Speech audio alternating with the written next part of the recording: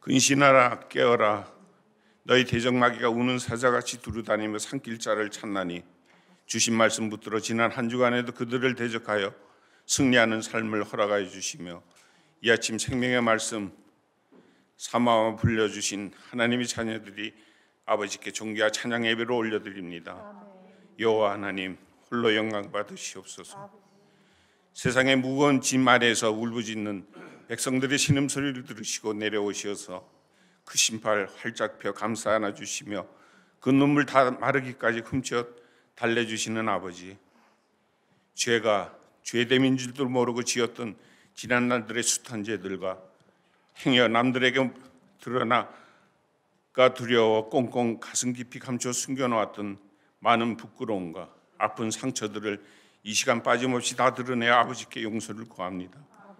악인에게조차 의로운 햇빛과 비를 똑같이 내려주시는 자비로우신 하나님, 부끄러운 지난 날들의 허물과 죄 드러내 자복 회개하오니 가여이 여기시어 용서하여 주시옵소서.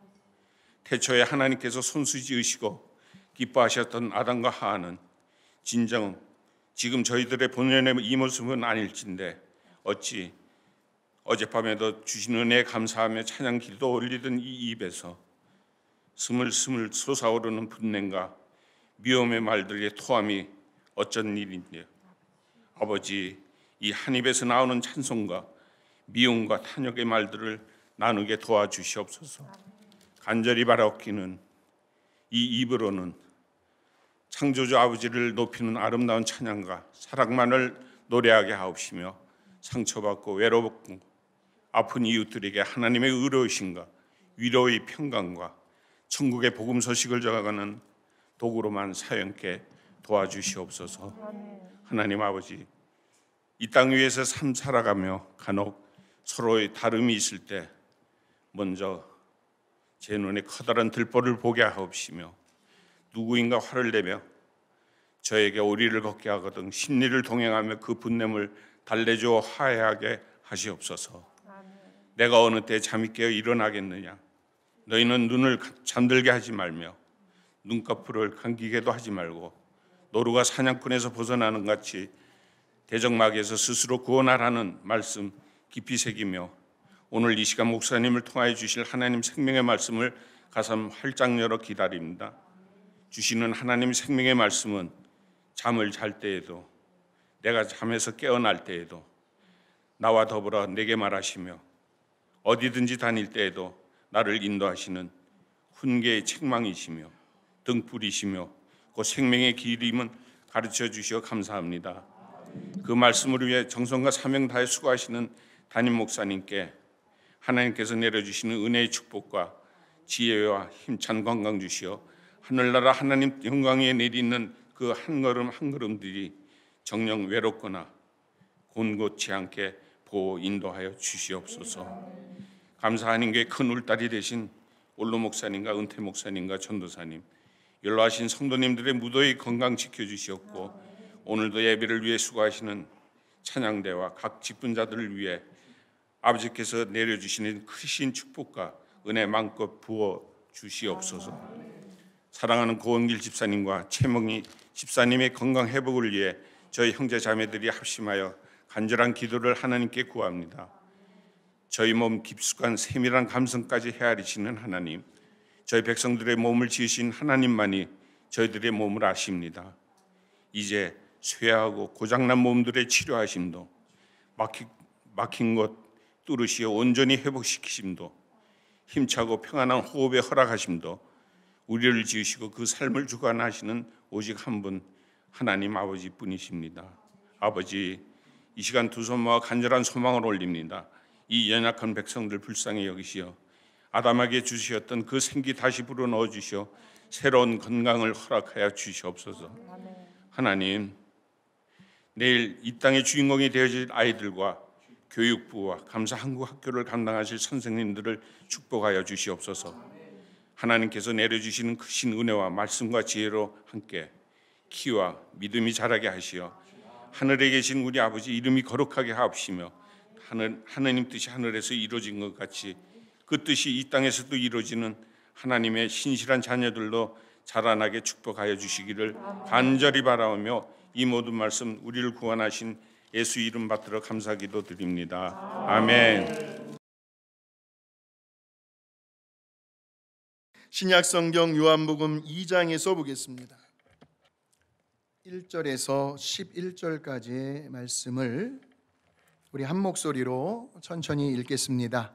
사흘째 되던 날 갈릴리 가나에 혼례가 있어 예수의 어머니도 거기 계시고 예수와 그 제자들도 혼례의 청함을 받았더니 포도주가 떨어진지라. 예수의 어머니가 예수에게 이르되 저들에게 포도주가 없다 하니 예수께서 이르시되 여자여 나와 무슨 상관이 있나이까 내 때가 아직 이르지 아니하였나이다. 그의 어머니가 하인들에게 이르되 너희에게 무슨 말씀을 하시든지 그대로 하라 하니라. 거기에 유대인의 정결 예식을 따라 두세 통 드는 도랑아리 6이 놓였는지라. 예수께서 그들에게 이르시되 항아리에 물을 채우라 하신즉 아기까지 채우니 이제는 떠서 연회장에게 갖다 주라 하심에 갖다 주었더니 연회장은 물로 된 포도주를 맛보고도 어디서 났는지 알지 못하되 물 떠온 하인들은 알더라. 연회장이 신랑을 불러 말하되 사람마다 먼저 좋은 포도주를 내고 취한 후에 낮은 것을 내거늘 그대는 지금까지 좋은 포도주를 두었도다 하니라. 예수께서 이 첫 표적을 갈릴리 가나에서 행하여 그의 영광을 나타내심에 제자들이 그를 믿으니라. 아멘. 변화의 기적입니다.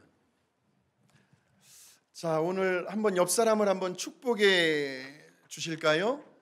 당신이 그 주인공이 될 수 있습니다.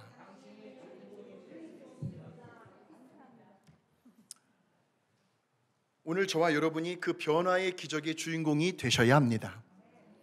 우리 예수님의 일대기, 우리 예수님의 자서전이라고 할 수 있는 사복음서 마태, 마가, 누가, 요한복음을 읽어보면 우리 예수님의 탄생 기록부터 어떠한 삶을 사셨고 어떻게 죽으셨는지가 아주 자세히 잘 나와 있는데 그 중에 우리는 예수님께서 행하신 많은 기적들을 한 30% 정도를 볼 수가 있습니다. 그 많은 기적들 중에 특별히 예수님께서 행하신 그 첫 번째 기적이 바로 오늘 본문에 나오는 내용입니다. 자, 11절의 말씀을 보세요. 예수께서 이 첫 표적을 갈릴리 가나에서 행하여 그의 영광을 나타내심에 제자들이 그를 믿으니라. 자, 표적이라는 말이 나옵니다. 표적, 무엇을 가리킨다는 거예요. 그러니까 우리 예수님께서 행하신 그 기적을 통해서 기적으로 끝나는 것이 아니라 그 기적을 통해서 뭔가 말씀하고 싶은 것이 있다는 거예요. 그것이 바로 뭐냐면 예수님은 과연 누구신가? 예수님은 누구신가? 즉 우리 예수님은 하나님의 아들이시요 그리스도이시다라는 것을 보여주기 위한 기적을 나타낸 것이 바로 표적입니다. 그의 영광을 나타내셨어요.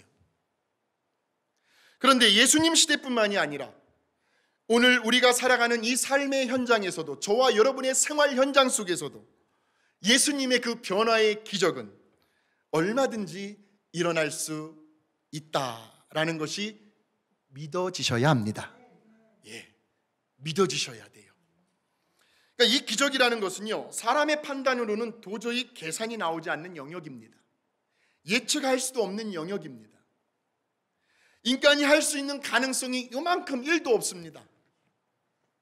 그런 불가능한 상황 속에서 그런데 어떤 일이 이루어지는 거예요. 우리 고은길 집사님의 병상에 이러한 기적이 일어나야 되지 않겠습니까? 이것은 인간의 영역이 아닙니다. 하나님의 영역, 신의 영역입니다. 우리는 이러한 일을 가리켜 기적이라고 부르죠. 우리들의 자식들을 볼 때 참 전혀 변화의 조짐이 보이질 않습니다. 내 가정 형편을 돌아보아도 우리 주변에 돌아가는 상황과 여건을 살펴보아도 별로 가능성이 없어요. 이것은 도저히 일어날 수 없는 일, 아무리 계산을 해보아도 전혀 답이 나오지 않는 상황을 저도 경험하고 여러분도 경험합니다. 그래서 혹시라도 오늘 이 자리에 지난 한 주간 하나님 앞에 기도했습니다. 하나님, 무슨 말씀 전해야 할까요? 기적이 필요할 것 같아요. 뭔가 하나님의 특별한 변화의 기적이 아주 절실하게 필요한 분이 오늘 이 자리에 계시다면, 우리는 오늘 말씀을 통하여 그 불가능한 현실 속에서도 과연 어떻게 하나님의 놀라운 기적의 역사가 일어나게 되는지 오늘 저 요한복음 2장의 말씀을 통해서 보게 될 것입니다. 그래서 그 변화의 기적의 원리를 저도 그렇고 여러분도 그렇고 말씀을 듣는 이 자리에서 끝나는 것이 아니라 그 원리를 내 삶의 자리로 가져가 보는 거예요. 말씀대로 되는지 안 되는지 함께 실험해 보는 거예요. 이번 한 주간도 말씀대로 행하시는 그 놀라운 하나님의 변화의 기적을 이 자리에 계신 누군가가 꼭 체험하게 되시기를 주님의 이름으로 축원합니다. 1절을 다시 볼까요? 사흘째 되던 날 갈릴리 가나에 혼례가 있었대요. 그런데 그 자리에 예수의 어머니도 계셨답니다. 자, 갈릴리 가나라는 지역에서 혼인잔치가 벌어졌어요. 우리 예수님과 그의 제자들은 초대를 받은 손님입니다. 그런데 성경에는 그 집의 주인이 누구인지가 나와 있지 않아요. 결혼을 해서 앞으로 새로운 가정을 꾸리게 될 새 신랑과 새 신부가 도대체 예수님과 어떤 관계가 되는지도 나와 있지 않습니다. 그런데 오늘 본문에 보시면 예수님의 어머니인 마리아가 하는 행동을 가만히 보세요. 아마도 저 집주인과 가까운 친척 관계가 아니었겠는가 추측은 해볼 수 있습니다. 자, 그것이 어디에 나오냐면 2절과 3절의 말씀을 한번 읽어보실까요? 시작. 예수와 그 제자들도 혼례의 청함을 받았더니 포도주가 떨어진지라. 예수의 어머니가 예수에게 이르되 저들에게 포도주가 없다. 마치 어떤 뉘앙스가 풍겨져요? 예수님의 어머니가 집주인 같은, 뭔가 그 잔치집에서 오는 손님들에게 대접을 하고 서빙하는 그런 위치에서 봉사하고 있는 느낌이 드는 거죠. 예수의 어머니가 예수에게 이르되 저들에게 포도주가 떨어졌다는 거예요. 그런데 보통 당시 유대인들의 혼인잔치는요, 우리처럼 뭐 하루 이틀에 끝나는 게 아니에요. 하루에 끝나는 게 아닙니다. 일주일 동안 계속되는 잔치였습니다. 그것이 당시 사회적인 풍속이었고 문화였고 관례였습니다. 그래서 확실히 알 수 있는 사실은 그렇게 혼인잔치가 계속되고 있는 동안 예수님의 어머니인 마리아는 그 집에 머물면서 축하해 주러 오는 손님들에게 필요한 음식을 대접하고 있었다는 거죠. 그런데 여러분, 잔치집 하면 뭐가 떠오르십니까? 풍성함입니다. 잔치집에 가서 아유 먹을 게 이렇게 없어? 하고 나오는 경우는 없잖아요. 풍성함, 다양한 종류의 음식도 많이 있었을 것이고 지인들을 비롯한 친분이 있는 사람들과 함께 옹기종기 앉아서 대화를 나누기도 하고 기쁨, 즐거움을 만끽할 수 있는 곳이 바로 잔치집입니다.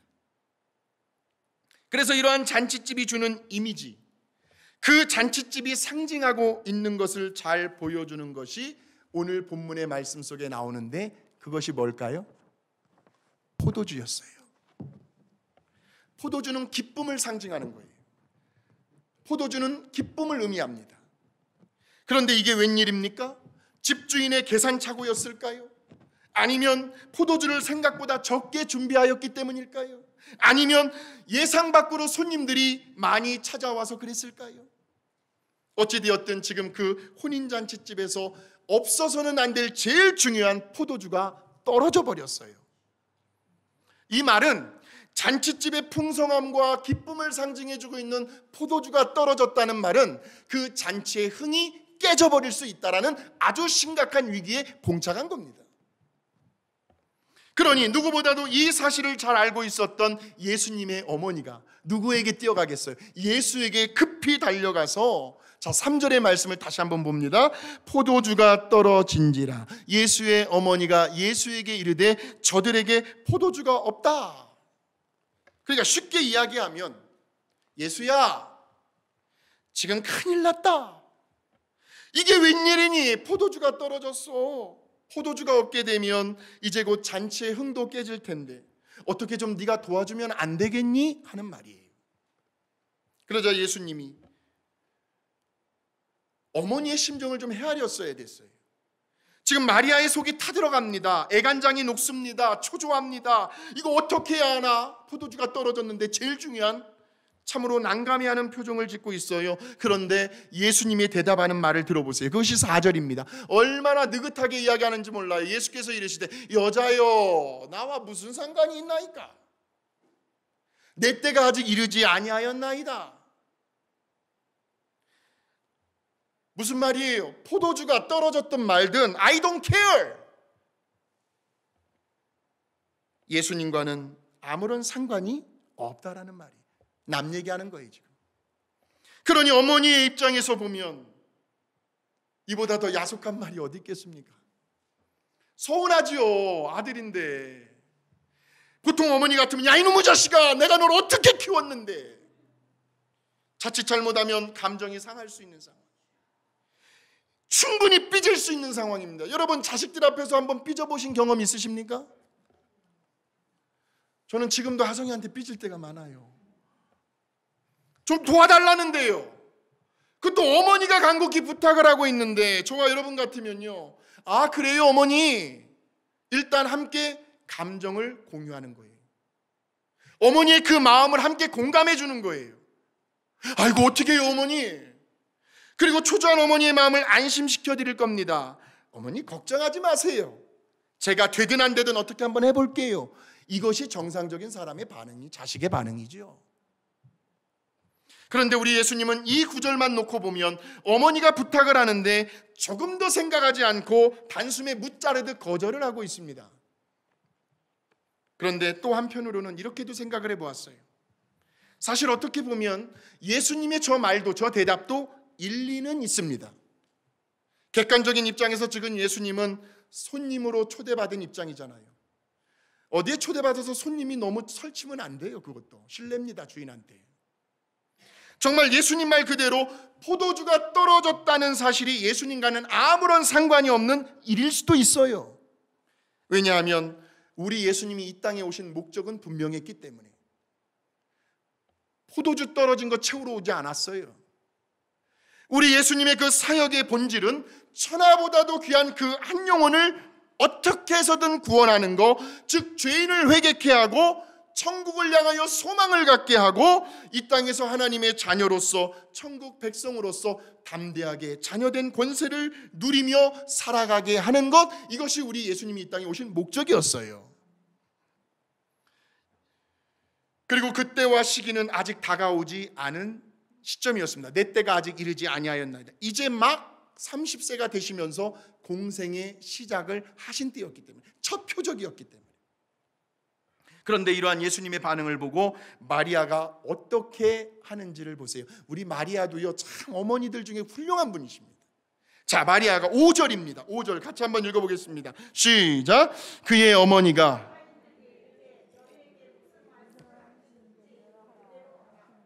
여러분 대단하지 않습니까? 너희에게 무슨 말씀을 하시든지 그대로 해봐라. 그러니까 지금 마리아는 아직 포기하지 않겠다는 거예요. 이게 중요해요. 예수님에게 한번 부탁한 것으로 끝나지 않고 있습니다. 물론 지금 당장은 서운할 수 있어요. 예수님에게 단번에 거절을 당했기 때문에. 그러나 마리아의 마음속에는 분명 예수님께서 어떤 액션, 어떤 행동을 취하실 거라는 기대감이 있는 말씀, 너희에게 무슨 말씀을 하시든지 그대로 하라. 저 구절이 중요합니다. 어떤 기대감을 가지고 있었어요. 예수님을 향해서. 오늘 이 시간 저와 여러분이 예배를 드리는 가운데, 말씀을 듣고 있는 가운데 그냥 멍하니 아무런 생각 없이 예배를 드리고 말씀을 듣는 것이 아니라 예수님을 향한 어떤 기대감을 갖게 되시기를 주님의 이름으로 축원합니다. 기대감을 가져야 돼요. 기대감을. 예. 그리고 포도주가 떨어진 그 문제를 이제 더 이상 마리아가 품지 않습니다. 품어봐야 아무 소용이 없거든요. 문제가 해결되는 것도 아니고요. 그래서 그 문제를 해결할 수 있는 주도권을 누구에게 넘겨버려요? 예수님에게 넘겨버립니다. 오늘 이 시간 여러분이 해결할 수 없는 문제를 끌어안지 마시고요, 그 문제를 예수님께로 넘겨버리시게 되기를 주님의 이름으로 축원합니다. 너희에게 무슨 말씀을 하시든지 그대로 하라. 예수님 가져가세요, 내 문제. 그러니까 예수님께서 너희들에게 이해할 수 없는 일을 지시하더라도, 너희는 무조건 그 예수의 말대로 믿고 순종해 보라는 말씀이죠. 너희에게 무슨 말씀을 하시든지 그대로 하라. 자, 보세요. 예수님과 전혀 상관이 없는 일입니다. 포도주 떨어진 거하고 예수님하고 뭔 관계가 있어요? 그리고 예수님께서 아직 본격적으로 일하실 때도 되지 않았어요. 그러나 그럼에도 불구하고 우리 예수님의 마음을 감동시키고 예수님을 움직이게 할 수 있었던 힘의 원동력이 바로 마리아에게 있었다는 거죠. 마리아. 그게 뭐였어요? 끈질긴 의지가 있었어요. 마리아에게는 물러서지 않았어요. 강한 의지와 그리고 예수님에 대한 신뢰 그리고 기대감, 예수님을 향한 포기할 수 없는 믿음이 있었다는 거예요. 오늘 시간 저와 여러분에게 뒤로 물러서지 않는 끈질긴 의지와 강한 의지와 예수님께서 뭔가를 하실 것이다라는 기대감과 예수님을 향한 절대적인 신뢰와 믿음이 있게 되시기를 주님의 이름으로 축원합니다. 믿음입니다. 믿음이에요. 믿음. 무슨 말씀을 하시든지 그대로 하라. 그런데 한편으로는 저는 이 구절을 또 묵상하면서 아주 재미난 생각을 한번 해보았습니다. 예수님의 어머니인 마리아나 오늘 저와 여러분들이 예수님 앞에서 어느 때는 너무 뻔뻔하지 않나라는 생각이 들었어요. 무슨 마치 예수님께서 내 말을 꼭 들어주셔야 돼요.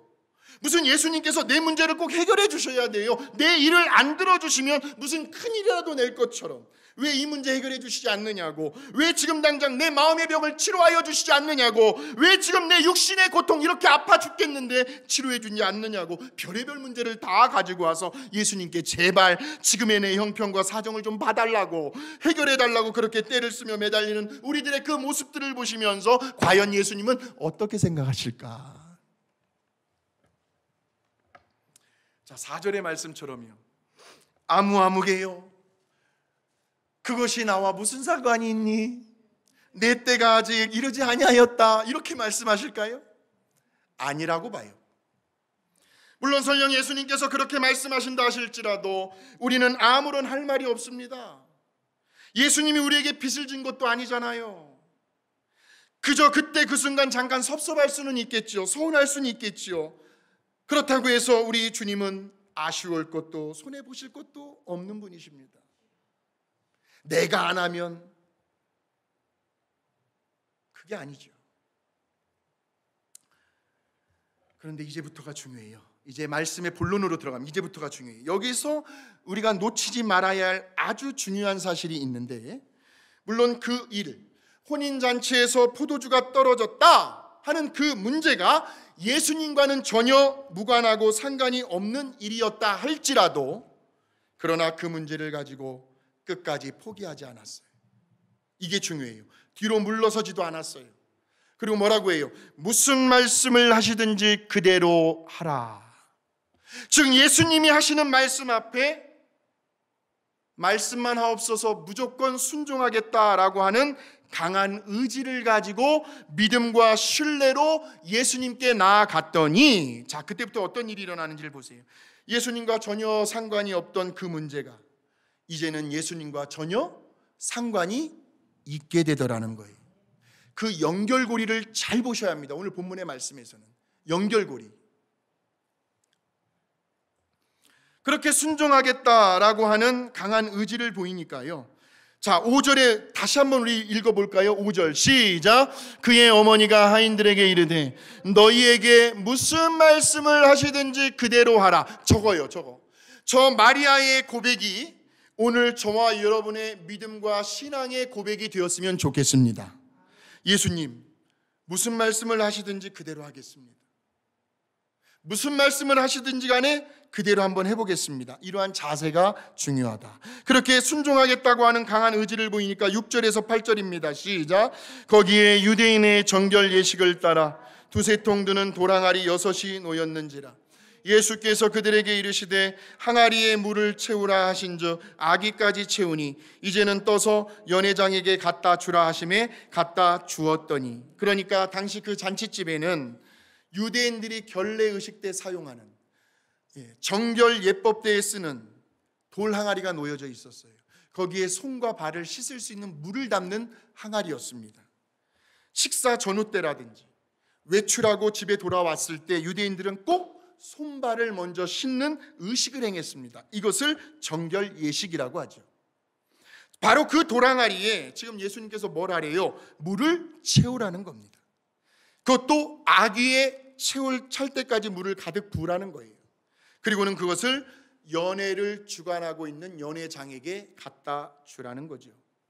그래서 하인들은 글쎄 모르겠어요. 고개를 갸우뚱거렸는지 마음에 설마 했을지 어찌되었든 하인들은 예수님이 시키는 대로 순종을 합니다. 그런데 하인들이 항아리에 물을 붓는 순간 여러분 한번 상상력을 동원해 보세요. 물이 포도주로 변했을까요? 아니면 그 물이 담긴 그 항아리를 가져가면서 물이 포도주로 변했을까요? 알 수는 없어요. 그러나 분명한 사실은 그 항아리에 채워진 물이 그 짧은 시간에 연회장에게 전달되어졌을 때는 이미 물이 뭐로 변해져 있었어요? 최상급의 포도주로 변해져 있었다. 화학 제품을 넣은 것도 아니었어요. 포도 열매를 따서 포도주를 담근 것도 아니고 그럴 시간이 어디 있습니까? 그런데 어떻게 그 짧은 순간에 단지 예수님의 말씀대로 순종한 것뿐인데 어떻게 그런 일이 일어나요? 설명이 안 되는 일이에요. 상식적으로도 과학적으로도 도저히 이해할 수 없는, 사람의 생각과 판단으로는 전혀 계산이 나오지 않는 신기한 일이 벌어진 겁니다. 이것이 기적입니다. 순식간에 물이 포도주로 변한 거죠. 예수님의 말씀 한마디 때문에. 그리고 그 말씀 앞에서 순종한 하인들의 그 믿음의 행위로 인하여 잔치집에서 심각한 문제로 대두되었던 포도주의 문제가 즉시 해결이 되어버리네요.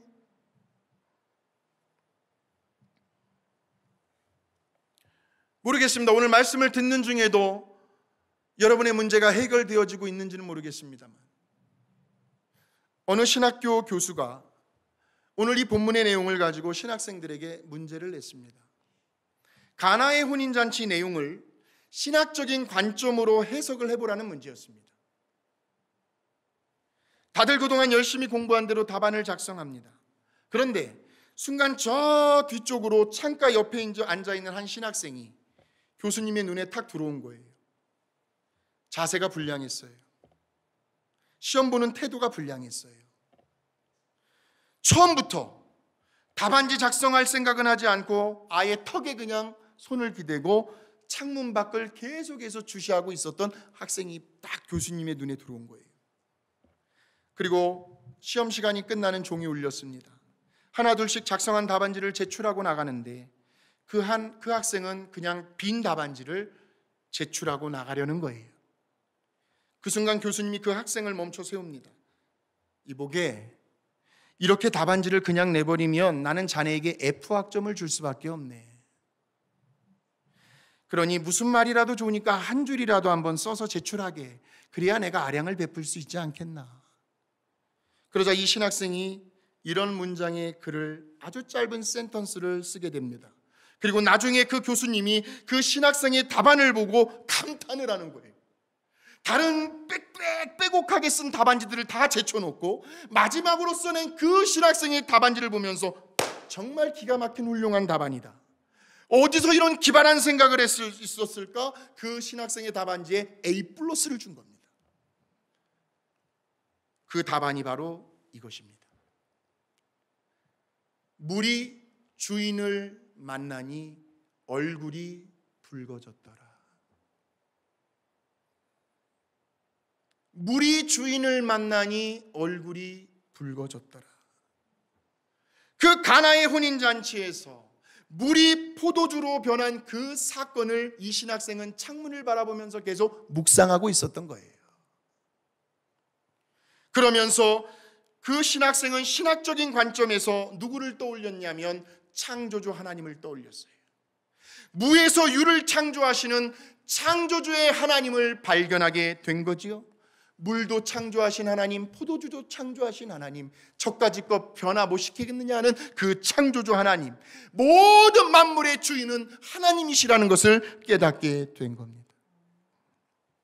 그러므로 이 온 우주 만물을 창조하시고 다스리시며 운행하시는 그 하나님의 능력은 오늘도 우리들의 삶 속에 얼마든지 나타날 수 있다는 사실을 믿으시길 바랍니다. 믿음이 중요합니다. 우리들의 가정을 변화시킬 수 있습니다. 우리들의 그 식어진 열정과 주님을 향한 우리들의 사랑과 헌신에 얼마든지 변화를 가져오실 수 있습니다. 예배 한번 잘 드리고 나서 하나님을 향한 그 열정이 다시 새롭게 변화되는 거죠.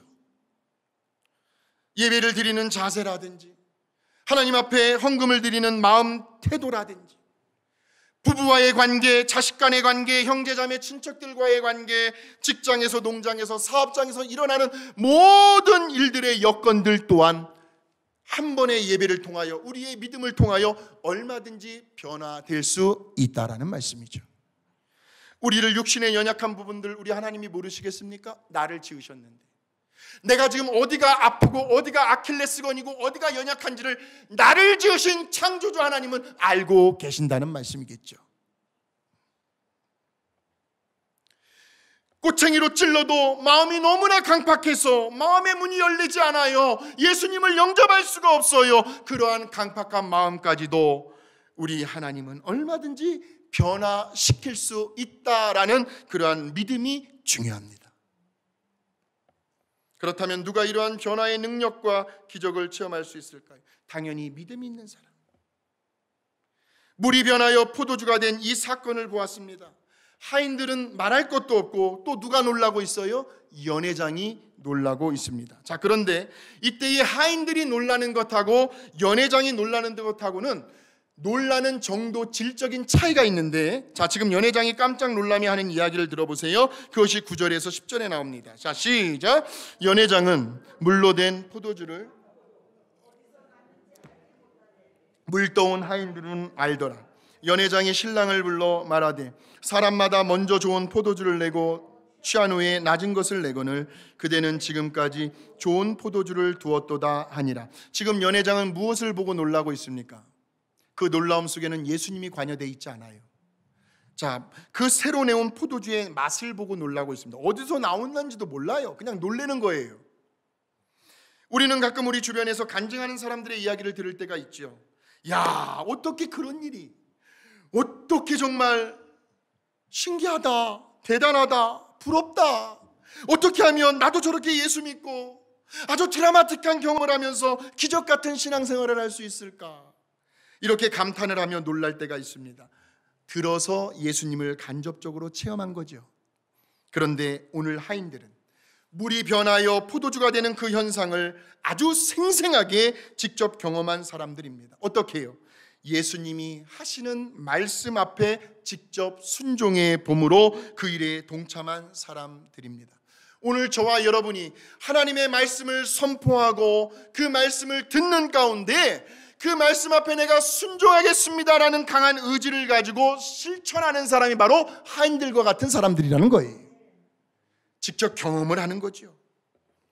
오늘날 이 시대에도 하나님이 행하시는 그 변화의 기적은 한번 옆 사람에게 이야기하십시다. 얼마든지 일어날 수 있습니다. 얼마든지 일어날 수 있습니다. 예, 변화의 기적은 나타날 수 있어요. 내 남편, 내 아내, 우리 가정이에요. 혹시 우리들의 삶 가운데 마치 혼인잔치집에서 기쁨의 상징인 포도주가 다 떨어져 버린 것과 같은 심각한 문제가 있는 성도님들 계십니까? 빨리 그 문제가 해결되어야 될 그런 가정이 있습니까? 여기에서의 문제란 우리들의 한계를 넘어서는 거예요. 그동안 열심히 노력했어요. 백방으로 찾아다니며 남들보다도 더 열심히 살아왔어요. 그런데 안 되는 거예요. 내 경험과 내 능력과 내 힘의 밖의 문제들이라는 거죠. 도저히 해결할 수가 없어요. 그래서 앞이 막막하고 캄캄해요. 그리고 우리들이 고민하고 있는 그 문제가 예수님하고는 아무런 상관이 없는 일일 수도 있어요. 아무개요. 그게 나와 무슨 상관이 있나이까? 예수님이 해결해 주시든 그렇지 않든 우리는 예수님에게 왜 도와주시지 않느냐고 그렇게 따지고 원망하고 섭섭해하고 서운해야 할 이유도 저와 여러분에게는 그럴 이유도 자격도 없다는 거죠. 여자여 나와 무슨 상관이 있나이까? 그런데 오늘 말씀을 통해서 우리가 깨달은 한 가지 중요한 사실이 있습니다. 예수님과 전혀 상관이 없는 우리들의 그 고민거리와 삶의 문제가 예수님과 상관이 있게 되는 그 원리를 우리가 발견했습니다. 그것이 바로 예수님을 향한 포기하지 않는, 뒤로 물러서지 않는 우리들의 강한 의지가 중요해요. 의지가요. 그리고 기대감, 예수님께서 어떻게 내 문제를 해결해 주실 것인가라는 상상력을 동원하고 기대를 하는 거예요. 물론 방법은 알 수는 없어요. 어떻게 하실지는. 그러나 기대감을 품는 거예요. 기대감을. 예수님을 향한 절대적인 신뢰와 믿음을 오늘 저와 여러분이 갖게 되시기를 주님의 이름으로 축원합니다. 그래서 믿음이라는 것은요, 추상적인 단어가 아니에요. 여러분들의 삶의 문제와 그 문제를 해결하실 수 있는 예수님의 능력을 연결시켜주는 것이 바로 믿음입니다. 예수님은 언제나 우리에게 믿음을 요구하십니다. 내 믿음대로 될지어다. 바로 예수님은 그의 어머니인 마리아의 믿음을 보셨습니다. 너희에게 무슨 말씀을 하시든지 그대로 하라. 이게 믿음의 말이에요. 그러니까 예수님이 하시는 말씀 앞에 무조건 절대적으로 순종해 보라는 말씀입니다. 세상에 마실 물도 아니고요, 손발을 씻는 그 물을 담는 항아리에 그 항아리를 연회장에게 갖다 주라니요. 에이고, 차라리 안 마시고 말지. 아이고, 더러워서 어떻게 마실 수 있단 말인가? 그렇게 반응했다면 그냥 그 자리에서 끝이 나는 상황이에요. 지금 당장은 이해할 수 없어요. 내 현실적인 상황과 도저히 맞지 않아요. 이것은 상식적으로 누가 보아도 아닌 것 같아요. 그러나 예수님이 말씀하셨으니, 말씀을 전하는 제 마음속에, 또 말씀을 듣는 여러분의 마음속에 분명 성령님께서 깨닫게 하시는 어떤 감동이 있으시다면 그 말씀과 그 감동 앞에 계산하지 않고 한번 순종해 보겠습니다 하는 강한 의지와 말씀을 듣는 자세가 있을 때 우리도 얼마든지 기적의 주인공들이 될 수가 있습니다. 오늘 이 시간 저와 여러분에게 믿음도 은사거든요. 믿음도 하나님께서 주시는 거예요. 저와 여러분에게 하나님께서 큰 믿음의 은사를 주시기를 주님의 이름으로 축복합니다. 믿음, 말씀은요, 한번 따라해 보실까요? 말씀은 믿음으로 반응할 때 역사한다. 믿음으로 반응할 때 역사하는 것이 말씀이에요. 그리고 그 믿음은 하나님께 기회를 드리는 거예요. 믿음이란 하나님께 기회를, 내가 움켜잡고 내가 하려고 하는 것이 아니라 하나님께 기회를 드리는 것이 믿음입니다. 오늘 이 시간 예수님께서 무슨 말씀을 하시든지 저와 여러분의 마음 가운데 어떤 성령의 감동과 말씀이 떠오르시거든 그 말씀 앞에 한번 순종하는 저와 여러분이 되시길 바랍니다. 물이 변하여 포도주가 되는 그 변화의 기적, 무에서 유를 창조하시는 그 하나님의 능력은 오늘도 우리들의 믿음과 순종을 통하여 얼마든지 경험되어질 수 있습니다. 이러한 기대하는 마음으로 이번 한 주간도 변화의 기적, 여러분의 가족들, 친척들이 한국에 있든지 타주에 있든지 어느 곳에 있든지 간에 그 자리에서 저와 여러분의 그 믿음 때문에, 그 말씀 앞에 순종하는 그 자세와 태도 때문에 그 자리에 변화의 기적이 나타나는 그러한 한 주간이 되시기를 주님의 이름으로 축원합니다. 거룩하신 하나님, 가나의 혼인잔치에서 갑자기 포도주가 떨어졌습니다. 그 잔치집에서 제일 중요한, 없어서는 안 될 포도주가 떨어지는 문제가 발생했습니다.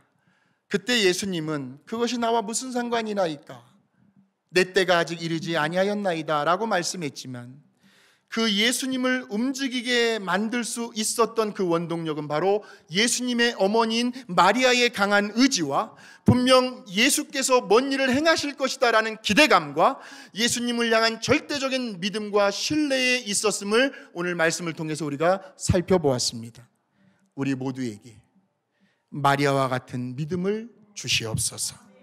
무슨 말씀을 하시든지 그대로 하라라는 그 고백이 남은 여생 우리들이 살아가는 신앙 고백이 되게 하여 주시옵소서. 변화의 기적을 체험하는 그 주인공들이 다 되게 하여 주시옵소서. 다시 한번 창조주 하나님, 살아계신 하나님을 간증할 수 있는 우리 모든 성도님들 다 되게 하여 주시옵소서. 예수님의 이름으로 축복하며 감사하고 기도하옵나이다. 아멘.